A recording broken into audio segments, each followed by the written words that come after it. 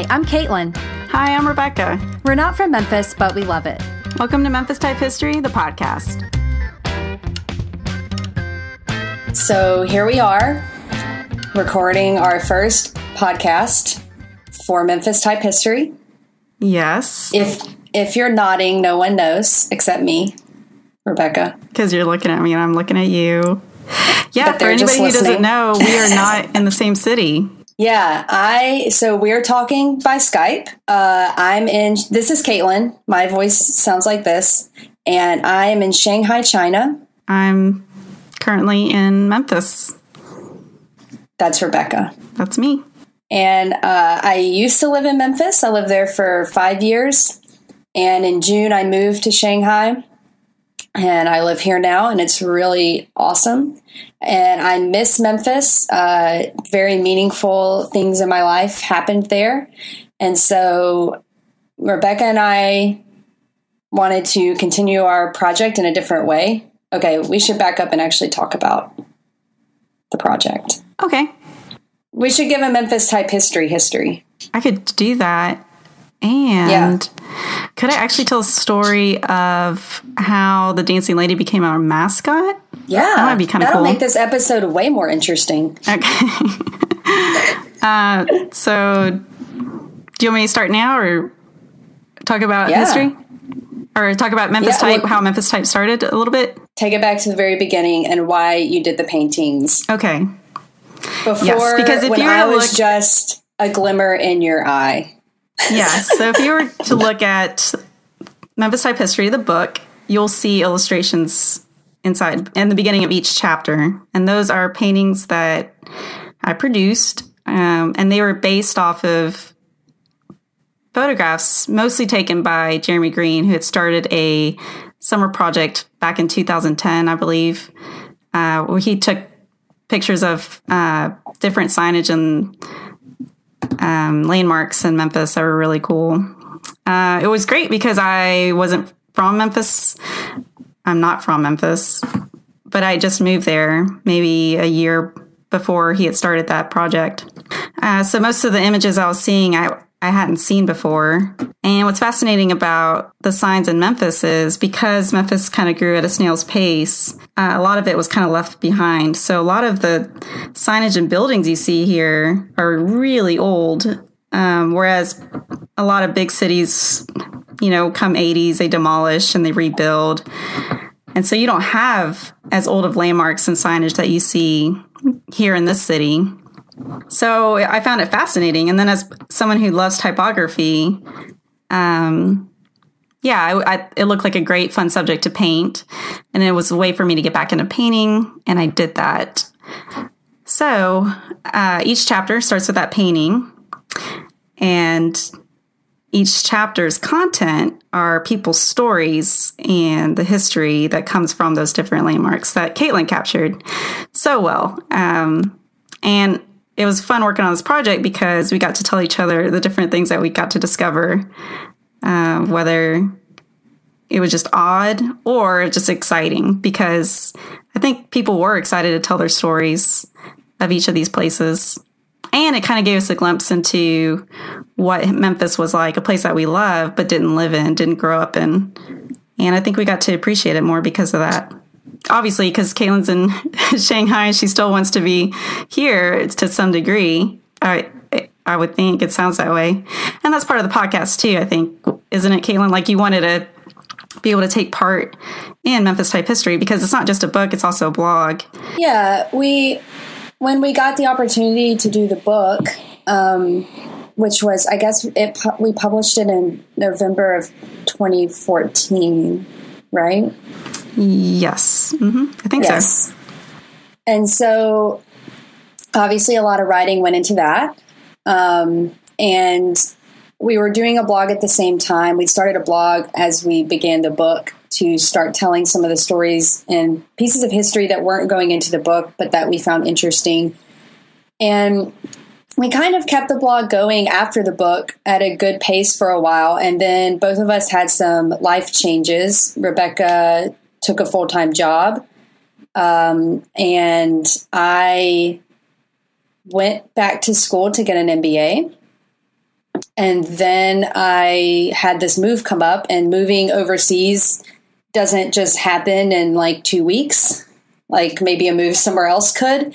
There's a lot of preparation and stuff that goes into it, a lot of things you have to do, a lot of loose ends to tie up, a lot of stuff to sell, and all of that. So we just had these changes that a lot of things were taking up our time in different ways. And so we realized neither of us were really finding the time to write as much as we were on the blog. And once now I'm kind of settled here in Shanghai and realized, hey, if we just did Memphis Type History, the podcast, that gives us a chance to connect on a regular basis, gives me that little bit of Memphis in my life, and also helps us keep creating content, but in a way that's maybe a little friendlier to the way our lives look right now, between time differences. And this way we actually are collaborating on each piece of history that we're putting out there and discovering and sharing. Whereas if we're just writing blog posts, we don't really have as much collaboration opportunities we used to, because we're in different cities and different continents now. So we're going to give this a try. See how it goes. All those listening, it's in Memphis right now. It's 8:30 p.m. What time is it over there? It is 10:30 a.m. Yeah. So good morning, Caitlin. Good evening, Rebecca. And I am a day ahead. So it's already Monday for me. Yeah, it's still Sunday over here. Yeah. Yeah. Well, I thought it would be kind of fun, since the plan is we'll be doing a variety of stories, continuing kind of what we've been doing, finding interesting stories of different places in Memphis, whether that's typography based or just landmark based, people of Memphis based. But ultimately, we're finding stories to talk about. And so I thought maybe for our intro podcast, I could talk about the story of the dancing lady who has become our mascot, Memphis Type History mascot. Let's do it. So the story goes, when Jeremy Green doing his summer photography project called Memphis Type, which the website still exists, I believe, memphistype.com, and you can still see the original photos and additional photos that he continued taking around the city. I don't want to sound like he's deceased. He's still alive, so I need to start saying it. He took... okay, just for everyone who is listening to this, I'm awkward sometimes with conversation, and it feels like I'm leaving a voicemail right now, and I'm not. I do agree with you. This feels a little bit voicemail-y, but I think we'll hit our stride. Yeah, it'll be fine. Okay. We'll get more professional. Don't worry. Yeah, I strive to be professional, Caitlin. I'm going to work for it. This is you're just having a conversation with us. Yes. And we can't hear you. But I'm having a conversation with the robot between us. Yeah, but you're just getting to listen in. We're just chatting.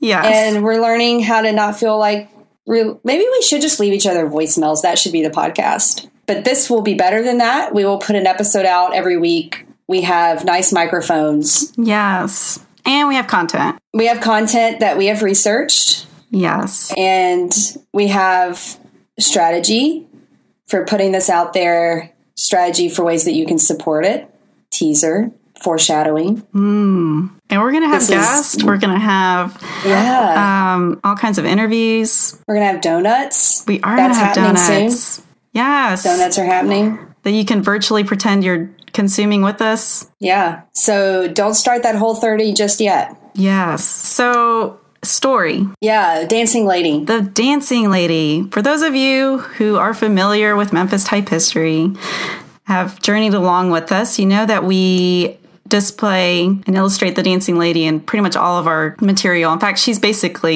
that's basically who we are. That's what we look like. That's us. That's the dancing lady. I have brown hair. Caitlin has brown hair. None of us have blonde hair.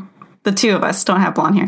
But this dancing lady does. She's in a red, for those of you that don't know what we're talking about, she's in this red bodysuit, I guess. It's a dress. No, it goes between the legs. She has a dress with go-go boots on. Yeah, but it's like hot pants, one suit. I'm going to look at our podcast artwork You gotta right now. look at the crotch. Like between the legs, it goes in.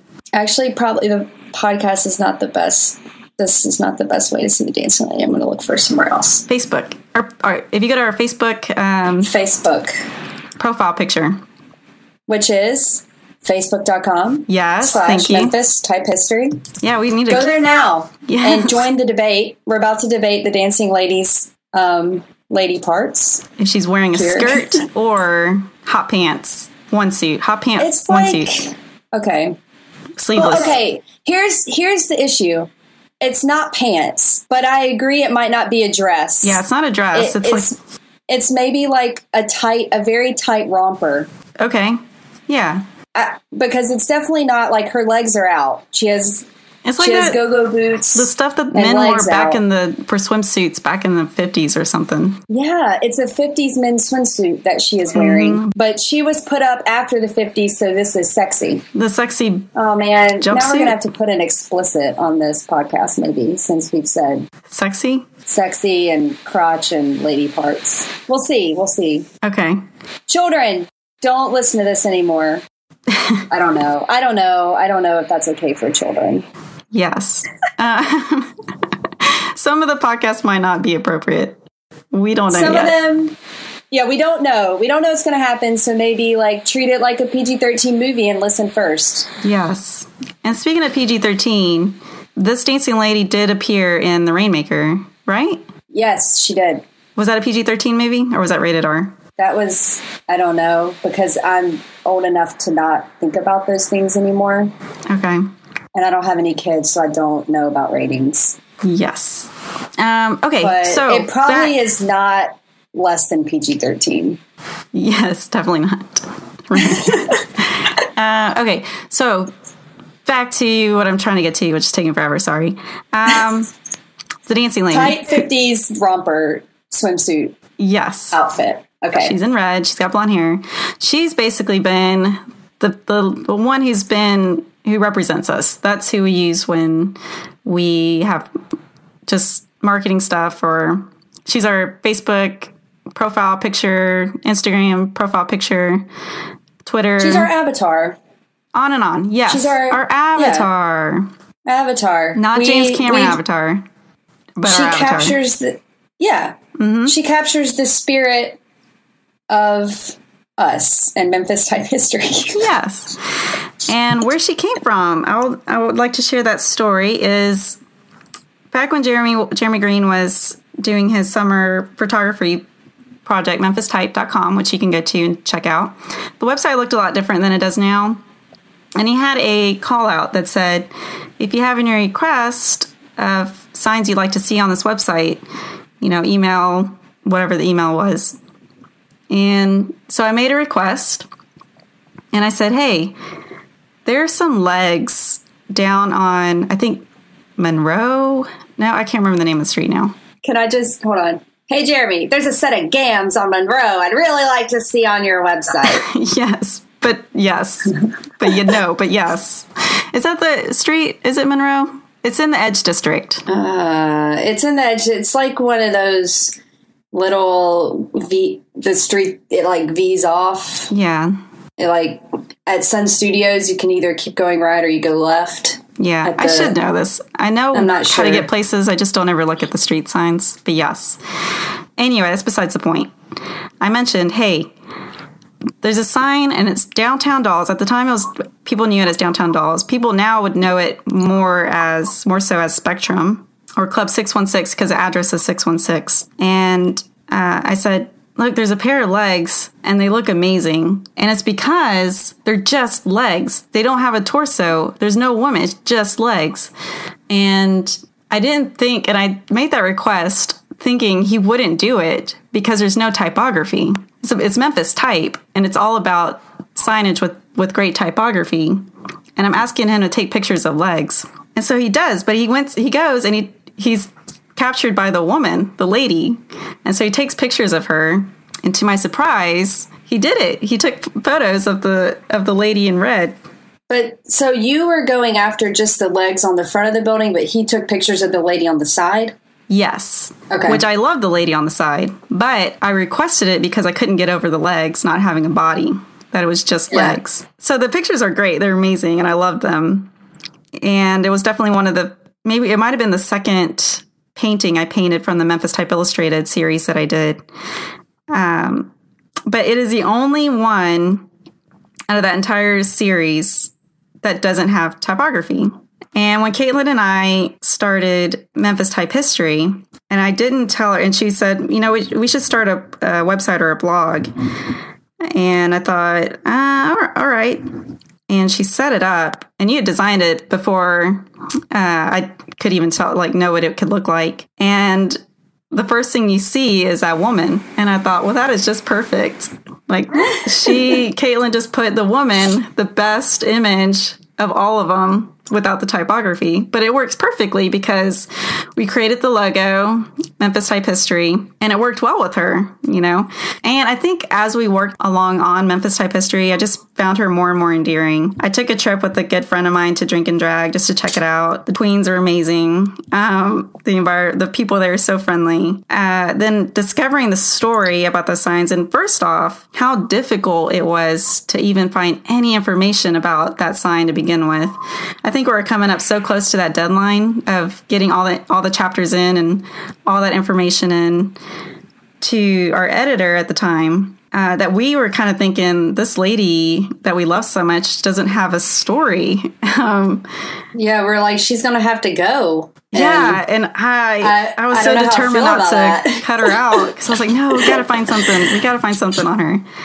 And I think, Caitlin, you're just like, but everything about this is about Danny Owens, and it's just kind of depressing, like this mafia.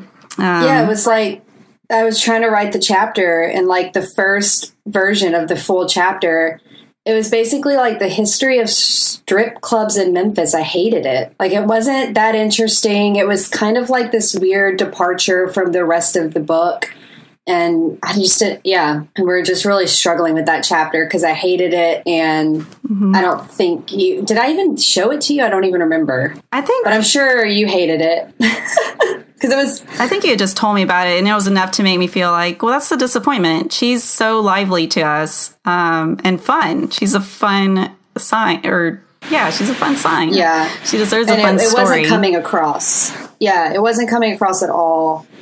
And we were just really kind of stumped, like what to do. So it's getting close to deadline. We're both just out and about trying to collect as much research as possible, interviewing people.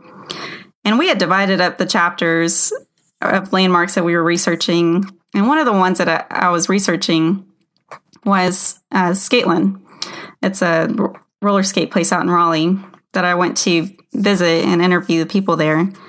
Super nice people, and got their story, interviewed them. They showed me the whole roller rink, and they said, man, we hate to see you go, but we have an appointment after you, or in a little bit, so we're gonna have to meet up with this next this next appointment we have. And I said, well, here, keep a poster. I gave him one of our posters that we had. And I said, here's a gift for your time. And these are some of the paintings that I did.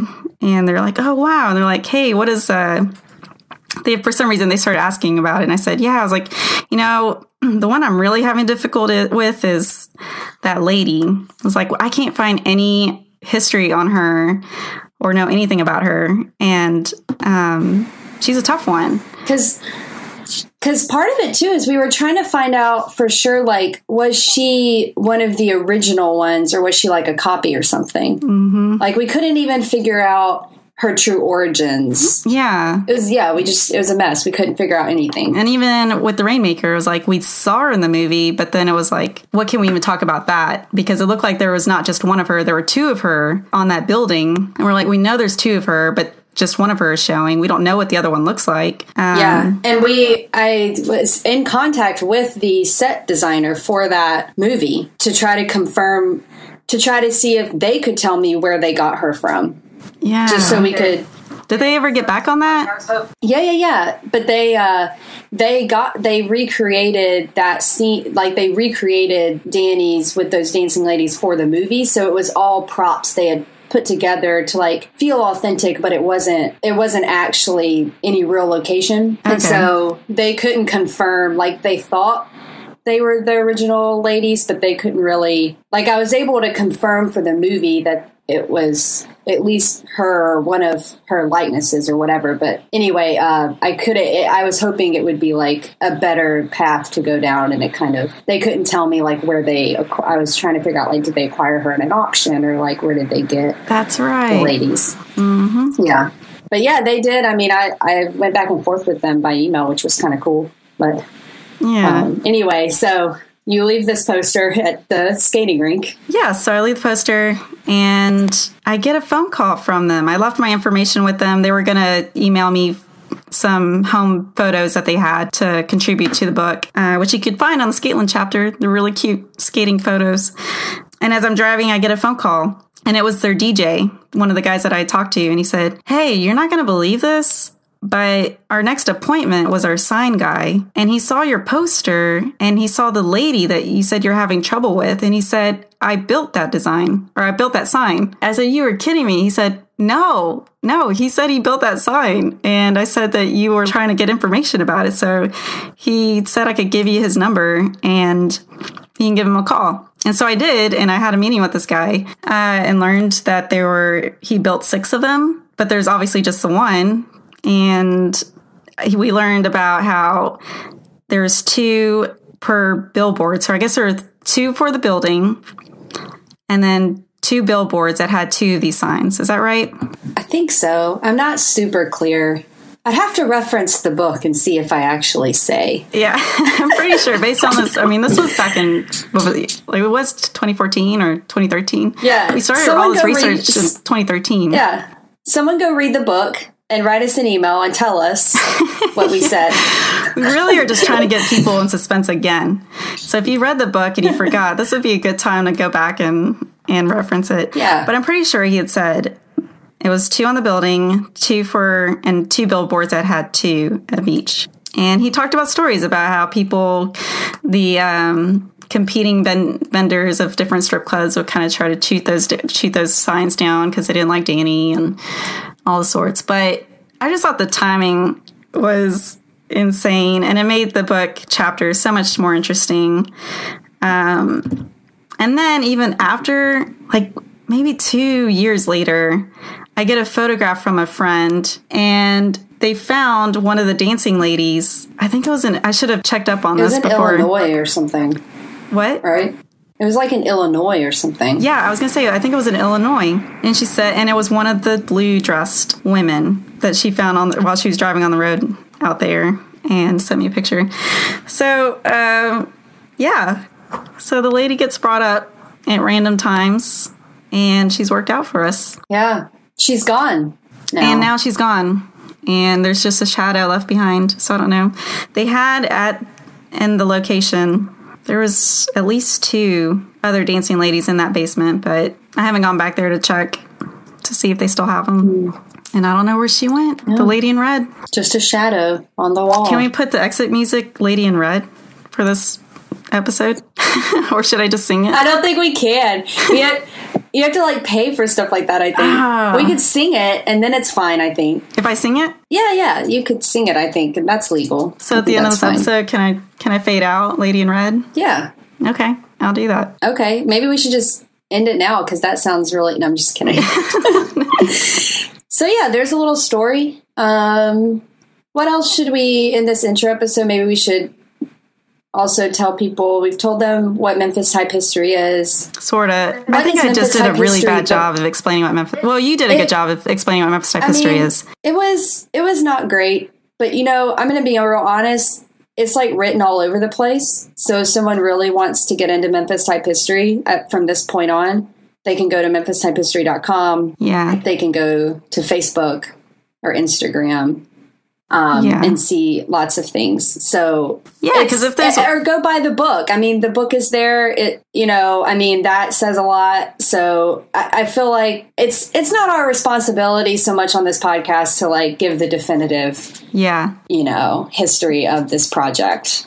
I think it's fine. Yeah, if there's one thing we've done right, we've been doing a lot of documentation.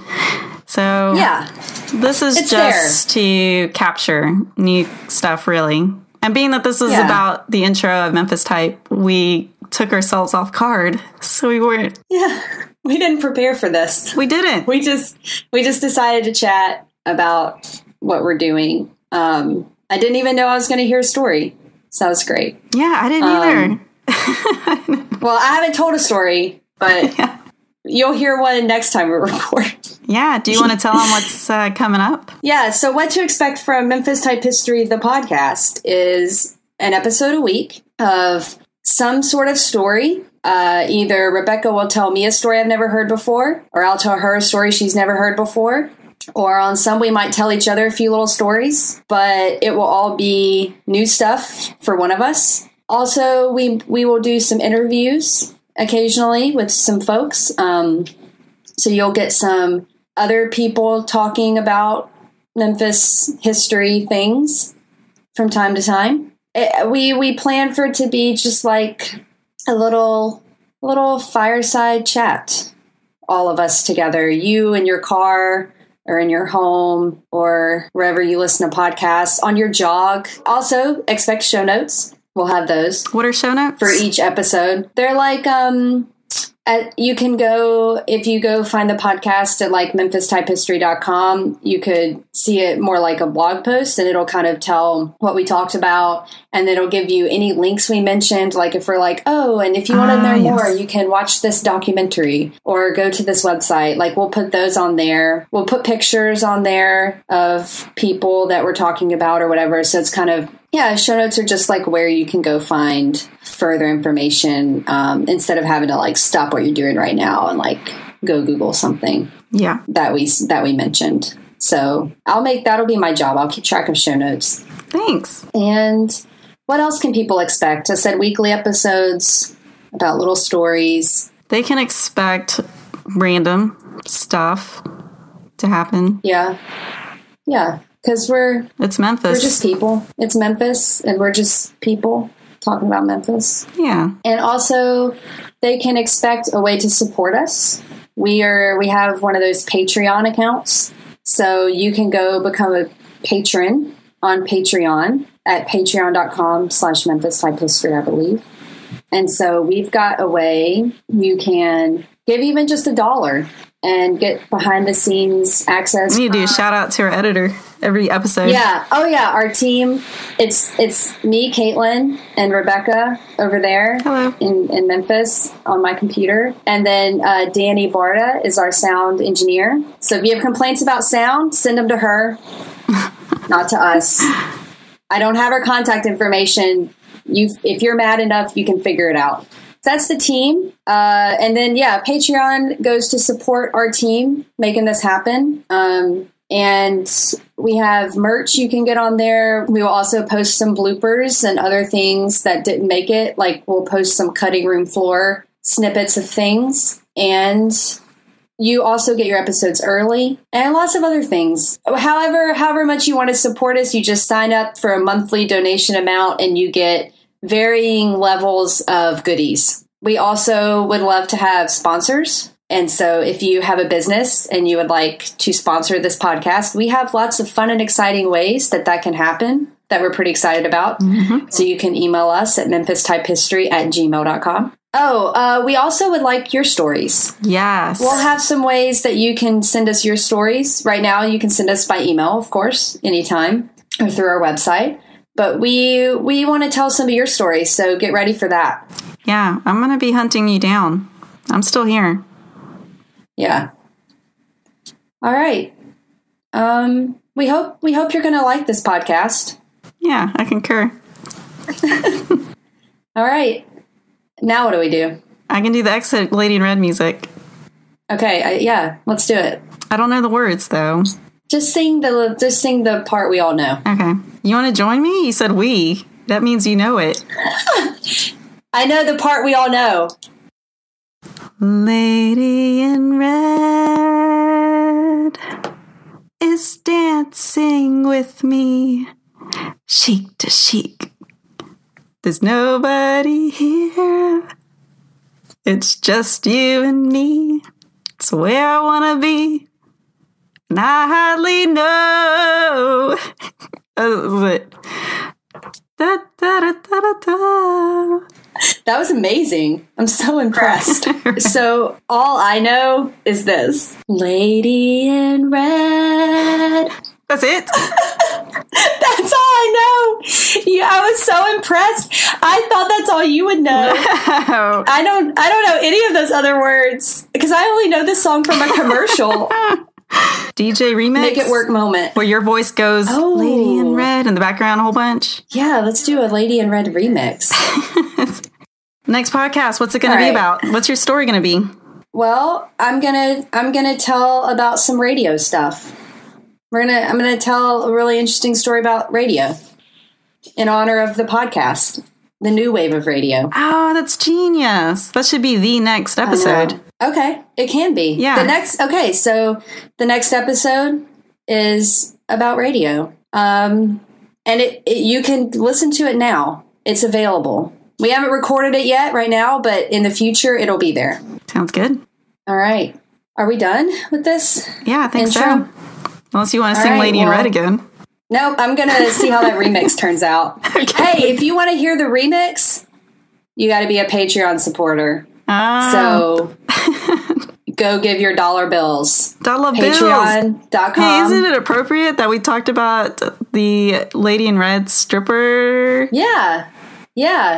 Give us those dollar bills. Yeah, give the Lady in Red some dollar bills. Yeah, we won't tell your families. Nope. All right, Memphis and beyond. I like your type. We're Memphis Type History, and we're signing off. You've been listening to Memphis Type History, the podcast. It would mean so much to us if you head over to iTunes and give us a rating and review. Be sure to subscribe and never miss an episode. Want to be part of Memphis Type History and get behind-the-scenes content, merch, and more? Support us on Patreon at patreon.com/Memphis Type History. That's Patreon, spelled patreon.com/Memphis Type History. Find more Memphis Type History on our blog at memphistypehistory.com, on Facebook, Instagram, and Pinterest as Memphis Type History, and on Twitter at Memphis Type.